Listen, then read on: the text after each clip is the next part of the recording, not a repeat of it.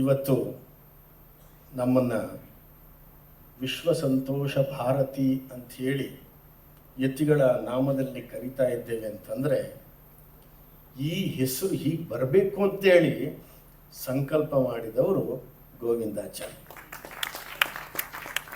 ವಿಶ್ವೇಶತೀರ್ಥರು ನಮಗೆ ಮೊಟ್ಟ ಮೊದಲು ಹೆಸರಿಟ್ಟಿದ್ದು ಸ್ವಯಂ ಪ್ರಕಾಶ ಭಾರತಿ ಅಂತ ಇಟ್ಟರು. ಅದು ಬೇಡ, ಸಂತೋಷ್ ಗುರೂಜಿ ಅನ್ನೋದನ್ನು ಟಿ ವಿಗಳಲ್ಲಿ ಮಾಡಿಬಿಟ್ಟಿದ್ದಾರೆ. ಆ ಸಂತೋಷ ಅನ್ನೋ ಹೆಸರು ಇರಲೇಬೇಕು ನಿಮ್ಮ ಸನ್ಯಾಸದಲ್ಲಿ. ಸೊ ಹಾಗಾಗಿ ಅದನ್ನು ತಂದಿಡಬೇಕು. ಹಾಗಾಗಿ ಹೇಗೆ ತರಬೇಕು? ಬಹುಶಃ ನಾವು ಮಾತ್ರ ಹೈಬ್ರಿಡ್ ಯತಿಗಳಾಗಿರೋದು. ಯಾಕೆಂತಂದರೆ ದ್ವೈತ ಮತ್ತು ಅದ್ವೈತದ ಎರಡು ಯತಿಗಳು ಕೂರ್ತು ಸನ್ಯಾಸಾಶ್ರಮವನ್ನು ಕೊಟ್ಟಂಥದ್ದು ವಿಶ್ವೇಶತೀರ್ಥರು ಮತ್ತು ಸಚ್ಚಿದಾನಂದ ಬಾಲಕೇಶ್ವರ ಭಾರತಿ ಶಂಕರಾಚಾರ್ಯ. ಎರಡೂ ಪೀಠದವರು ಕೂತು ನಮಗೆ ಕೊಟ್ಟಂಥದ್ದನ್ನು ಬನ್ನಂಜೆ ಗೋವಿಂದಾಚಾರ್ಯರು ಇದು ಬಹಳ ಅಪರೂಪ ಮತ್ತು ಇನ್ನು ಮುಂದಾಗ್ತದೆ ಅನ್ನೋದು ಸಹ ಗೊತ್ತಿಲ್ಲ. ಯಾಕೆಂತಂದರೆ ಇಬ್ಬರು ಕೂಡ 1000 ಚಂದ್ರ ದರ್ಶನ ಮಾಡಿರ್ತಕ್ಕಂಥ ಯತಿಗಳಿಂದ ಈ ದೀಕ್ಷೆ ಆಗ್ತಾ ಇದೆ. ಹಾಗಾಗಿ ವಿಶ್ವೇಶ್ವರ ವಿಶ್ವ ಬರಬೇಕು, ಭಾರತೀ ತೀರ್ಥರ ಭಾರತಿ ಬರಬೇಕು, ಮತ್ತು ನಿಮ್ಮ ಹೆಸರೂ ಬರಬೇಕು. ಈ ಥರದ ಅವರಿಗೆ ಹೆಸರಾಗಬೇಕು ಅಂತೇಳಿ ಬನ್ನಂಜೆ ಗೋವಿಂದಾಚಾರ್ಯರು ಸೂಚನೆ ಕೊಟ್ಟರು. ಅದನ್ನು ಕಡೆಗೆ ಅನುಷ್ಠುಪ್ ಛಂದಸ್ಸಿನಲ್ಲಿ ವಿಶ್ವ ಸಂತೋಷ ಭಾರತಿ ಅಂತ ಹೆಸರನ್ನು ಬರೆದು ಕೊಟ್ಟದ್ದು ಶತಾವಧಾನಿ ಗಣೇಶ ಹೋದ್ರು ಅಂತ ಹೇಳ್ತಾರೆ. ಇಂಥ ಒಂದು ಅಪರೂಪದ ನೋಡಿ, ನನ್ನ ಜೀವನದಲ್ಲಿ ಎಂಥ ಒಂದು ಹೆಸರು ಈತದ್ದು ಬರಬೇಕು ಅನ್ನಲಿಕ್ಕೆ ನನ್ನ ಪೂರ್ವಾಶ್ರಮದ ಗುರುಗಳು ಇಬ್ಬರೂ ಸೇರಿ ಇವತ್ತು ಈ ಹೆಸರನ್ನು ಕೊಟ್ಟಿದ್ದಾರೆ. ಅದರೊಳಗೂ ಬನ್ನಂಜೆ ಗೋವಿಂದಾಚಾರ್ಯರು ಮಾತಾಡಿರ್ತಕ್ಕಂತಹ ರೂಪಗಳನ್ನು ನಾವು ನೋಡಿದಾಗ, ಲಹರಿಗಳನ್ನು ನಾವು ನೋಡಿದಾಗ, ನವರಸಗಳನ್ನೂ ಕೂಡ ತನ್ನ ವಾಕ್ಚಾತುರ್ಯದಲ್ಲಿ ಸಭಿಕರಿಗೆ ನೀಡಿದ್ದಾರೆ. 9 ರಸಗಳನ್ನು ಕೂಡ ತನ್ನ ಫಿಲಾಸಫಿಕಲಿ ಏನು ಮಾತಾಡಿ ತೋರಿಸ್ಬೋದು ಅದರ ದರ್ಶನ ಮಾಡಿದ್ದಾರೆ. ಬಹುಶಃ ಇದಕ್ಕಾಗಿಯೇ ಏನೋ ಆ ಸರಸ್ವತಿ ಅವರಿಗೆ ಅನುಗ್ರಹ ಮಾಡಿರೋದು. 9 ರಸಗಳನ್ನು ನೀನು ಕೊಟ್ಟಿರ್ಬೋದು, ಆದರೆ ಗೋವಿಂದಾಚಾರ್ಯರಿಗೆ ಷಡ್ರಸದ ರೀತಿಯಲ್ಲಿ 6 ಮಕ್ಕಳನ್ನು ಕೊಟ್ಟಿದ್ದಾರೆ. 6 ಮಕ್ಕಳು. ಅದರೊಳಗಡೆ 6 ರಸ, ಸಿಹಿ ಗೊತ್ತಿದೆಯಲ್ವಾ, ಸಿಹಿ, ಹುಳಿ, ಖಾರ, ಉಪ್ಪು, ಕಹಿ, ಒಗರು. ಅದರೊಳಗೊಂದು ವೀಣಾ ಅನ್ನುವಂಥದ್ದು ಉಪ್ಪು. ಯಾಕೆ ಅಂತಂದರೆ ನೀವು ಯಾವ ರಸ ಇಲ್ದಿದ್ರೂ ನಡೀತದೆ, ಉಪ್ಪಿಲ್ದಿದ್ರೆ ಮಾತ್ರ ಯಾವುದು ನಡೀತದೆ. ಎಲ್ಲ ರುಚಿಗಿಂತ ದೊಡ್ಡ ರುಚಿ ಯಾವುದು? ಉಪ್ಪು. ನಾನು ಅಂದ್ಕೊಂಡಿದ್ದೆ ಇಂಥ ಒಂದು ವಾಗ್ಮಿ, ಇಂಥ ಒಂದು ವಾಚಸ್ಪತಿ, ಅವರ ಮಕ್ಕಳು ಇನ್ನೆಷ್ಟು ಮಾತಾಡಬಲ್ಲರು, ಹೇಗೆ ಇರ್ಲಿಕ್ಕೆ ಸಾಧ್ಯತೆ ಇದೆಯಾ? ಅವರದ್ದು ಒಂದು ಭಾಷಣವನ್ನು ನಾನು ಕೇಳಿದೆ. ಯಾರು? ವೀಣಕ್ಕವರ ಭಾಷಣ. ಹಬ್ಬ ನಿಜವಾಗಿಯೂ ಕೂಡ ಅದು ಒಳಹೊಕ್ಕು ಹೊರ ಬರೋಷ್ಟೊತ್ತಿಗೆ ನಿಜವಾದ ತಲೆ ಇದ್ದವನಿಗೆ ಮಾತ್ರ ಅಲ್ಲಿ ಅರ್ಥ ಆಗಬೇಕು. ಅಂಥ ಒಂದು ಭಾಷಾ ಸೌಂದರ್ಯ ಮತ್ತು ಅದರ ತೂಕ, ಅಷ್ಟು ಉತ್ಕೃಷ್ಟತೆಯಲ್ಲಿ ಮಾತಾಡಬಲ್ಲಂಥ ಶಕ್ತಿ ವೀಣಾ ಅವರಲ್ಲಿದೆ.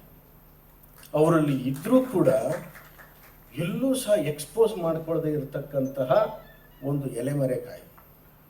ಮತ್ತು ಎಲ್ಲ ಸ್ವಾಮಿಗಳನ್ನು ಭೇಟಿ ಮಾಡಿದ್ದಾರೆ. ನಾನು ನೋಡಿದೆ ಈ ಕಡೆ ಉತ್ತರ ಕರ್ನಾಟಕದಲ್ಲೂ ಬಹಳಷ್ಟು ಸ್ವಾಮಿಗಳ ಜೊತೆಯಲ್ಲಿ ಅವರು ಅದೇ ಒಡನಾಟ ಬಾಂಧವ್ಯವನ್ನು ಇಟ್ಟಿದ್ದಾರೆ. ಇವತ್ತಿಗೂ ಕೂಡ ಅವರು ಎಷ್ಟೇ ಫಿಲಾಸಫಿಯನ್ನು ಹೇಳ್ಕೊಡ್ಲಿ, ಎಷ್ಟೇ ಪಾಠವನ್ನು ಮಾಡಲಿ, ಎಲ್ಲೂ ಕೂಡ ಅವರ ಹತ್ತಿರ ಬಾರದೇ ಇರೋದು ಒಂದು ಶಬ್ದ, ಜಾತಿ ಅನ್ನುವಂಥದ್ದು. ಜಾತಿಯನ್ನು ನೋಡದೆ ನೀತಿಗಾಗಿ ನಿಂತಹ ಏಕೈಕ ಮಹಿಳೆ ಅದು ವೀಣಾ. ಅವರಲ್ಲಿ ಕಂಡುಕೊಳ್ಳುವಂಥದ್ದು ಒಂದೇ, ಏನು? ಸರಸ್ವತಿಯ ಜಾತಿ, ಶಾರದೆಯ ಜಾತಿ. ಅವಳ ಅನುಗ್ರಹ ಯಾರಲ್ಲಿದೆಯೋ ಅವ್ರನ್ನ ಅವ್ರು ಅಕ್ಸೆಪ್ಟ್ ಮಾಡ್ತಕ್ಕಂಥದ್ದು. ನಾನೊಂದು ಮಾತು ಮೊನ್ನೆ ಅಷ್ಟೇ ಮೆಸೇಜ್ ಹಾಕಿದೆ. ಎಂಥ ಕಾರ್ಯಕ್ರಮ ಮಾಡ್ತಾ ಇದ್ದೀರಿ, ಎಂತೆಂಥ ದೊಡ್ಡ ದೊಡ್ಡ ಸಂಘಟನೆಗಳಿಗೆ ಒಂದು ಕೂಡಿಸೋದೇ ದೊಡ್ಡ ಕಷ್ಟ. ಅಂಥದ್ರೊಳಗೆ 3 ದಿನ ಕಾರ್ಯಕ್ರಮ, ಅದು ಒಬ್ಬ ದಾರ್ಶನಿಕರ ಬಗ್ಗೆ. ಈ ಥರ ಕಾರ್ಯಕ್ರಮ ಮಾಡಲಿಕ್ಕೆ, ಸಂಯೋಜನೆ ಮಾಡಲಿಕ್ಕೆ, ಅಲ್ಲಿ ಫಿಲಮ್ ಅಂತೆ, ಇಲ್ಲಿ ಸ್ಟೇಜ್ ಪ್ರೋಗ್ರಾಮು, ಮತ್ತೊಂದು, ಅಷ್ಟು ಜನ ಸ್ವಾಮಿಗಳು, ಅಬ್ಬಾ ಒಬ್ಬಳು ಮಹಿಳೆ ಇಷ್ಟು ಮಾಡ್ಲಿಕ್ಕೆ ಸಾಧ್ಯ ಇದೆಯಾ, ನಿಮ್ಮಂಥ ಮಗಳನ್ನು ಪಡೆದಿದ್ದೆ ಅವ್ರ ಪುಣ್ಯ ಅಂತ ನಾನು ಹೇಳಿದೆ. ಕೂಡಲೇ ಒಂದು ಮೆಸೇಜ್ ಬಂತು, ಅಂತ ಅಪ್ಪನ ಪಡೆದದ್ದು ನನ್ನ ಪುಣ್ಯ ಅಂತ. ಆಗ ಅನ್ನಿಸ್ತು, ಇವರು ಮಾತಿನಲ್ಲೂ ಸಹ ಯಾರನ್ನು ಮೀರಿಸಲಿಕ್ಕೆ ಸಾಧ್ಯ ಇಲ್ಲ. ಬಹುಶಃ ಬನ್ನಂಜ ಗೋವಿಂದಾಚಾರ್ಯರ ಆತ್ಮ ಇವತ್ತು ಅವರ ಮಕ್ಕಳು ಮಾಡ್ತಕ್ಕಂಥ ಈ ಕೆಲಸದಿಂದ ಬಹಳಷ್ಟು ತೃಪ್ತಿಯಾಗಿರುತ್ತೆ. ಮಕ್ಕಳು ಇದ್ದರೆ ಇಂಥ ಮಕ್ಕಳು ಇರಬೇಕು ಅನ್ನೋದನ್ನು. ಅಪ್ಪನ ಆಸ್ತಿ ಎಷ್ಟಿದೆ, ನನ್ನ ಪಾಲು ಎಷ್ಟು ಬಂತು, ಅವರಿಗೆ ಎಷ್ಟು ಕೊಟ್ಟರು ಇವರಿಗೆ ಎಷ್ಟು ಕೊಟ್ಟರು ಅನ್ನೋಂಥದ್ದೇ ಇವತ್ತಿನ ದಿವಸ ಇರಬೇಕಾದ್ರೆ, ಇವರಿಗೆ ಕಟ್ಟಿಕೊಳ್ಳಿಕ್ಕೆ ಸಾಧ್ಯ ಇಲ್ದಿರೋಷ್ಟು ದೊಡ್ಡ ಆಸ್ತಿಯನ್ನ ತನ್ನ ಮಕ್ಕಳಿಗೆ ಬನ್ನಂಜ ಗೋವಿಂದಾಚಾರ್ಯರು ಪ್ರಪಂಚದಾದ್ಯಂತ ಕೊಟ್ಟು ಹೋಗಿದ್ದಾರೆ. ಅದು ಬಹಳ ಮುಖ್ಯ. ಇವತ್ತು ಕೂಡ ನಾನು ಅವ್ರ ಹತ್ರ ಹೋಗುವಾಗ ನನಗೆ 18 ವರ್ಷ. ನಾನು ಕೂಡ ನಿಮ್ಮಂಗೆ ಮಾತಾಡೋದು ಕಲಿಬೇಕು, ಸಾಧ್ಯ ಇದೆಯಾ ಅಂತ ಅವತ್ತು ಫಸ್ಟ್ ಪ್ರಶ್ನೆ ಕೇಳಿದ್ದವ್ರಿಗೆ. ಆವಾಗ ಹೇಳಿದರು, ನೀನು 5 ಜನರ ಹತ್ರ ಸರಿಯಾಗಿ ಮಾತಾಡೋದು ಕಲಿ, ಆಮೇಲೆ ನೀನು ನೀಟಾಗಿ ಮಾತಾಡ್ತೀಯ. ಎಂಥ ಮಾತನ್ನು ಹೇಳಿದ್ರು ಅವರು ಅಂದರೆ, ವಿತ್ತಂ ಬಂಧುರ್ವಯ ಕರ್ಮಜ್ಞಾನಂತ ಪಂಚಮಿ ಅಂತ. ಈ 5 ಇದೆಯಲ್ಲ, ಈ 5 ಜನ ಸಿಕ್ಕೋದು ಬಹಳ ಕಷ್ಟ. ಅದು ದೇವರ ಕೃಪೆ ಇದ್ದರೆ ಮಾತ್ರ ಸಿಕ್ಕೋದು.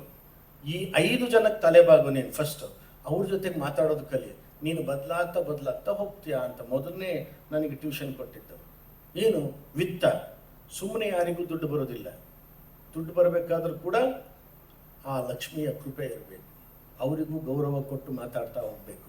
ವಿತ್ತಂ ಬಂಧು, ಅಪಾರ ಬಂಧುಗಳನ್ನು ಗಳಿಸಿದಂಥವ್ರು ಯಾರು ಸೆಲೆಬ್ರಿಟೀಸ್ ಇರ್ತಾರಲ್ಲ, ಅವ್ರ ಜೊತೆಗೆ ಮಾತಾಡೋದು ಕಲೆ. ವಿತ್ತಂ ಬಂಧು ವಯ, ಅತಿಯಾದ ಹಿರಿಯರು ಏನಿರ್ತಾರಲ್ಲ, ಹಿರಿಯರ ಜೊತೆ ಆ ವಯಸ್ಸು ಗೊತ್ತಿಲ್ಲ, ಸಿಕ್ಕಿದೆ ಅಂದರೆ ಅದು ಕೂಡ ದೇವರ ಕೃಪೆ. ಅವ್ರ ಜೊತೆಗೆ ಮಾತಾಡ್ತಾ ಕಲೆ. ಮತ್ತೊಂದು ಕರ್ಮ ಜೊತೆಗೆ ಮಾತಾಡ್ತಾ ಕಲೆ. 5ನೇದು ಈ ಹೆಬ್ಬೆರಳಿದೆಯಲ್ಲ, ಇದು ಜ್ಞಾನವಂತರ ಜೊತೆನಲ್ಲಿ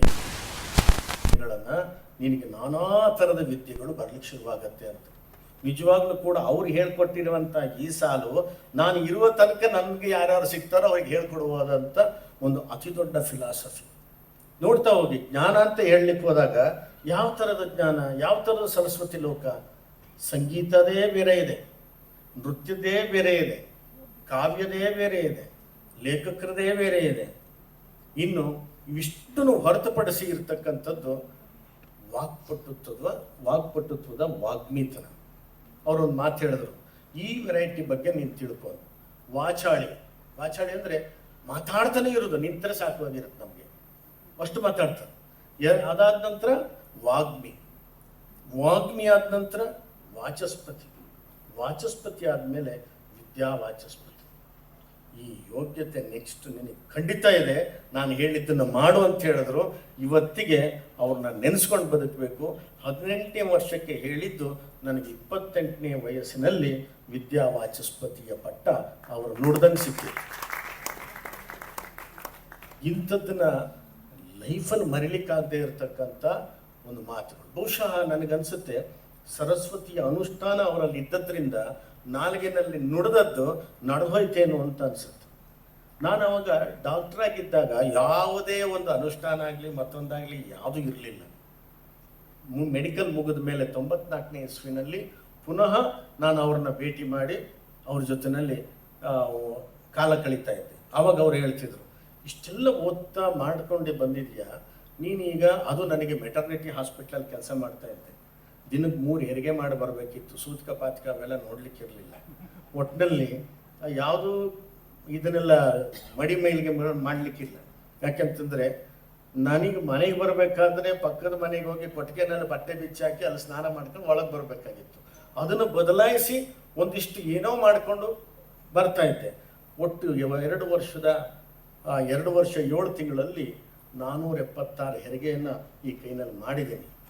ಇಷ್ಟು ಮಾಡಿ ಒಂದು ಸಾಧಾರಣ 3 ಲಕ್ಷ ಇಂಜೆಕ್ಷನ್ ಕೊಟ್ಟಿದೆ. ಇಷ್ಟಾದ ಮೇಲೆ ಒಂದು ದಿನ ಅವರು ಕರೆದ್ರು, ನೀನು ಎಲ್ಲ ಸರಿ.